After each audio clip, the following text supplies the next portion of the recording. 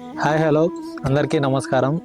మన పాడి పంటలు రైతుల సలహాలు చూసిన ఛానల్కు స్వాగతం. మీకు డైరీ ఫామ్ పెట్టాలనే ఆలోచన ఉందా? అయితే ఈ వీడియో మీకోసమే. మీరు డైరీ ఫామ్ని ఒకరి మీద ఆధారపడి పెట్టాలనే ఆలోచన ఉంటే మాత్రం మానుకోండి. ఫస్ట్ ఆఫ్ ఆల్ డైరీలో 10 లక్షలు ఇన్వెస్ట్మెంట్ చేసినామా, 10 ఆవులు తెచ్చినామా, 2 వర్కర్లను పెట్టినామా, వాళ్ళతో పని చేయించినామా, మనం క్లాస్గా తిరుగుతున్నామా అంటే మాత్రం డైరీ ఫామ్లో సక్సెస్ కాలేవు.